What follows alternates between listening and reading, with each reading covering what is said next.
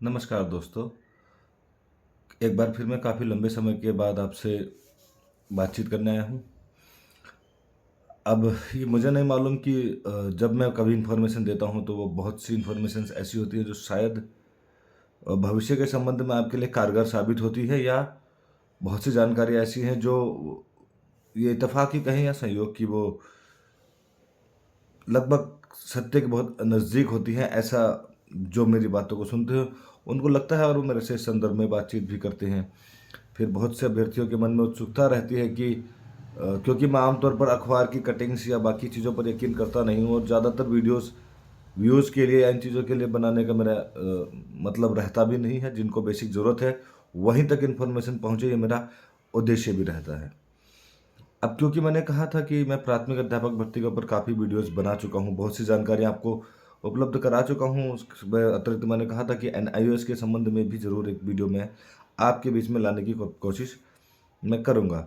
आमतौर पर मेरा जो मानना होता है कि क्योंकि मैं अपनी चैनल के माध्यम से जनरल नॉलेज भारत का या उत्तराखंड का वही दिया करता था, किंतु अनफॉर्चुनेटली उस पर बच्चों का ज़्यादा इंटरेस्ट रहता नहीं है।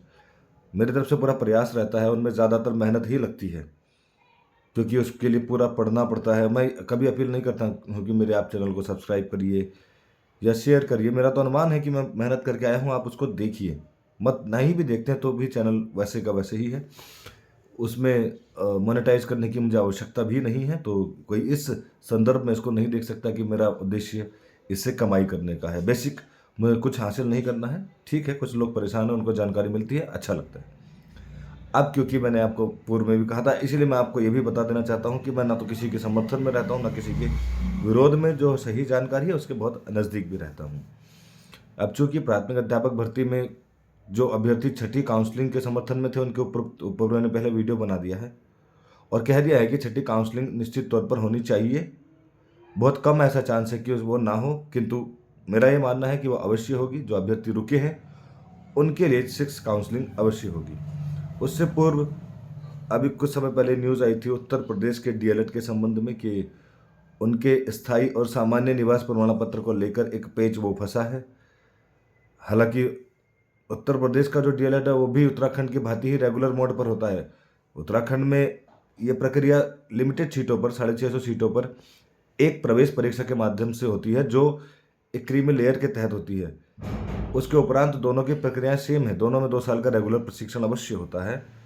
किंतु जो नियुक्ति का प्रावधान है वो उत्तराखंड में स्थायी निवास प्रमाण पत्र का है, जिसको लेकर समस्या उत्पन्न ये है क्योंकि पिछले विगत काफ़ी समय से उत्तर प्रदेश से डीएलएड अभ्यर्थियों को इसमें सम्मिलित किया जा रहा है, किंतु अब ये समस्या, क्योंकि भर्ती शुरू होने से पूर्व भी मैंने कहा था कि इसमें समस्या हो सकती है। हालांकि उत्तराखंड की नियमावली बिल्कुल स्पष्ट संकेत भी है देती है कि उत्तराखंड के ऐसे स्थायी मूल निवासी जिनके माता पिता इन सर्विस हैं, यानी नौकरी के लिए अदर स्टेट में है, उनके लिए यहाँ पर नियम ज़रूर बना है। उस पर ज़रूर गौर करना चाहिए कि उसके संबंध में क्या उसमें नियम ज़रूर बने हैं। अब क्योंकि मामला एक जिला शिक्षा अधिकारी के माध्यम से जा रहा है, जिसमें स्थायी निवास प्रमाण पत्र के आधार पर डीएलएड होना चाहिए, ये वहाँ की नियमावली में अंकित है, और यूपी के डीएलएड अभ्यर्थियों से सामान्य निवास प्रमाण पत्र की प्रति मंगा दी गई। उस संबंध में ज़रूर दांव पेच फंसा है। मैं आशा करता हूं कि इसमें निश्चित तौर पर न्याय संगत कार्रवाई होगी, और किसी भी अभ्यर्थी को यदि डॉक्यूमेंट संबंधी वेरिफिकेशन में समस्या होती है तो मेरा ये मानना है कि वो काउंसलिंग से पूर्व ही हो जाना चाहिए। और नियुक्ति देने के बाद किसी को बर्खास्त करने का नियम इतना आसान होता भी नहीं है, और मेरे विचार से फिर भी हम उम्मीद करते हैं कि जो भी हो न्याय संगत हो और नियमावली के अंतर्गत ही सारे कार्य को संपादित भी किया जाए। अब एक मसला और जो एनआईओएस डीएलएड से संबंधित है, क्योंकि एनआईओएस डीएलएड के साथियों का ये मानना है, अब सुप्रीम कोर्ट ने उनको राहत दी है। जो मैंने पहले भी कहा था कि न्यायिक मामलों पर टिप्पणी करना हमारा कोई उद्देश्य नहीं रहता है, क्योंकि वो सर्वोच्च न्यायालय के निर्णय होते हैं या न्यायालय के निर्णय सर्वमान्य होते हैं, और हम मात्र एक कर्मचारी या एक साधारण मनुष्य, क्योंकि न्यायालय में जांच पड़ताल तमाम दलीलों के उपरांत ही निर्णय आते हैं, तो उस पर हमारा कुछ बोलना बेहतर होता भी नहीं है। अब इतना ज़रूर है कि जो उनकी जानकारी वहाँ से मिलती है उसको आप तक पहुँचाना हमारा कर्तव्य होता है। अब चूंकि वर्तमान भर्ती में छठी काउंसलिंग की प्रक्रिया चलने वाली है, 5 काउंसलिंग तक NIOS DLED के साथियों को नहीं लिया गया है। हालांकि 5वीं काउंसलिंग से कुछ दिन पूर्व ही सुप्रीम कोर्ट ने निर्णय दिया था कि इनको पहले से ही सम्मिलित भर्ती में किया जाए, किंतु जो भर्ती लगभग अपने अंतिम स्टेज पर पहुंच गई हो, वहां बीच में सम्मिलित करना किसी के लिए भी बड़ा मुश्किल होता है। लेकिन भविष्य की लकीर जरूर तय हो जाती है। पिछली भर्ती में भी यही कुछ मसले थे कि बीच भर्ती प्रक्रिया में सम्मिलित करने की बात थी। हालांकि उनकी शुरू से मांग थी, किंतु जब शुरू हुई और बीच में भर्ती प्रक्रिया पहुंच गई और जब उनको हाईकोर्ट से जीत मिली, तब तक भर्ती प्रक्रिया अपने अंतिम पड़ाव पर आ गई थी। तो बड़ा मामला मुश्किल हो गया था और सुप्रीम कोर्ट के माध्यम से उस भर्ती को बचाया गया, जब सुप्रीम कोर्ट ने सम्मिलित नहीं किया गया के द्वारा नहीं किया गया। किंतु अब जब सुप्रीम कोर्ट ने कहा सम्मिलित करो, तो मुश्किल परिस्थितियाँ तो हैं। परंतु ऐसा मेरा मानना है कि जब भर्ती जिस प्रक्रिया के अंतर्गत अभी तक चली है वो वैसे ही चलेगी, उसमें संभावनाएं मुझे कम दिखती हैं। मैं अपने पक्ष की बात कर रहा हूँ, बाकी मामला अगर न्यायालय में है तो मेरा उस संबंध में कोई मानना नहीं है।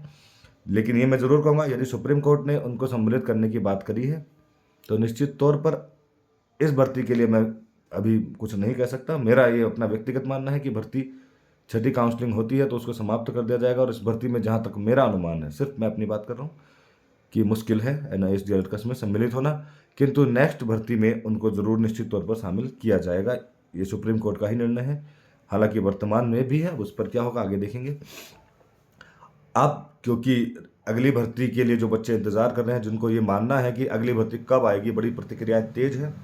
डाइट DLED का बैच भी लगभग अपनी भर्ती को कंप्लीट कर चुका है और उनकी हमेशा से मांग रहती है कि जब उनका कोर्स पूरा हो, क्योंकि पूर्व में सिर्फ उनके लिए ही ये विज्ञापन आता था जब उनका कोर्स कंप्लीट हो जाता था, और अभी तक ये प्रक्रिया चलती आई है।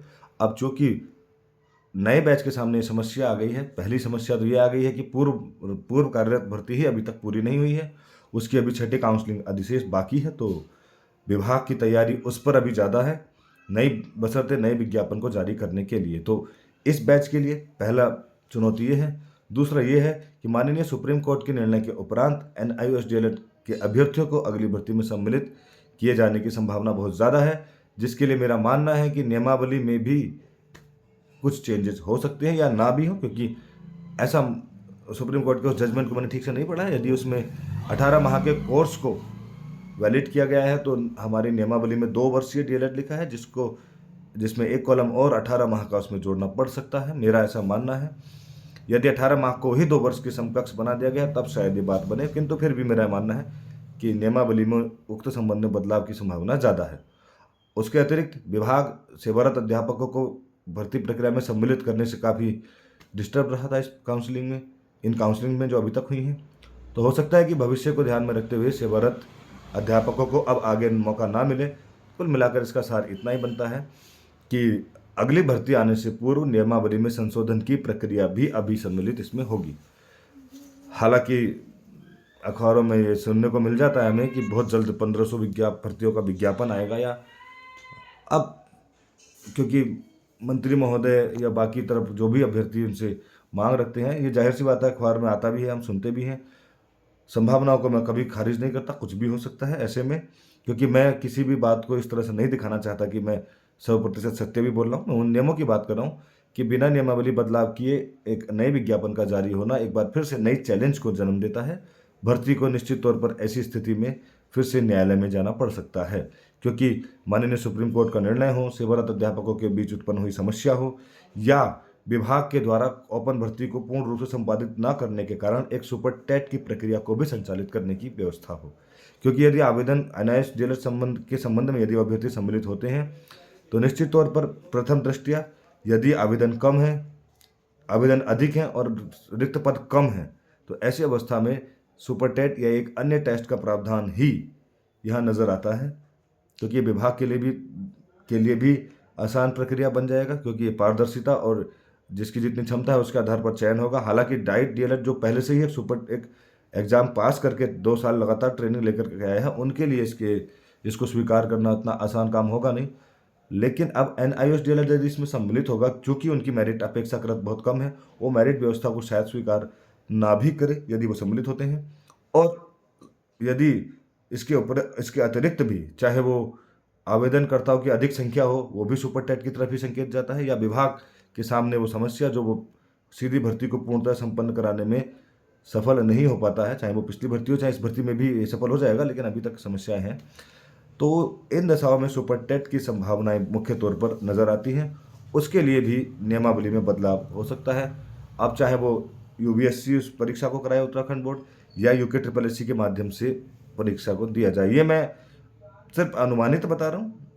ऐसी संभावनाएं हैं। अब मैंने पूर्व में भी कहा कि आमतौर पर, क्योंकि मैं बहुत चीज़ों के नज़दीक जाने का प्रयास करता हूं, तो हो सकता है कि ये हो सके, क्योंकि इससे पूर्व में भी मेरी बहुत सी बातें शायद उसी तरह से चली। अब मैं ये नहीं कहता हूं कि ये मैं सत्य ही होगा, परंतु ऐसी संभावनाओं के आधार पर मैं कह रहा हूं।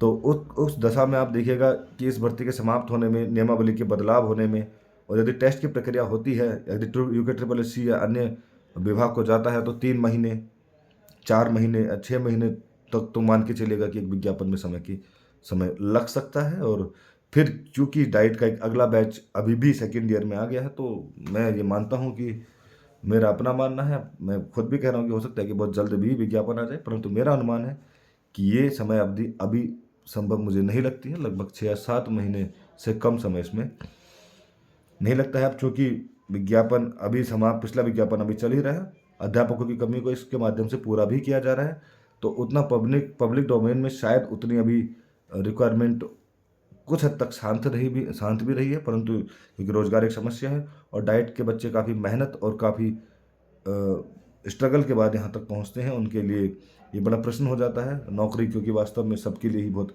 ज़रूरी कदम है, जिसके लिए कोर्स भी कराया जाता है।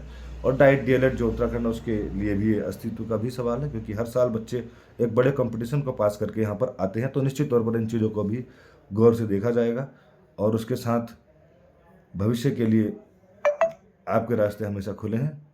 धन्यवाद। जहाँ मेरी आवश्यकता होगी, निश्चित तौर पर मैं आपके सामने संबंधित सूचनाएं लेकर के आऊँगा। मैं उम्मीद करता हूँ कि आपको शायद मेरी बातों को, किसी को गलत प्रभाव ना पड़ा हो, या आप उसको अन्यथा ना लें। धन्यवाद।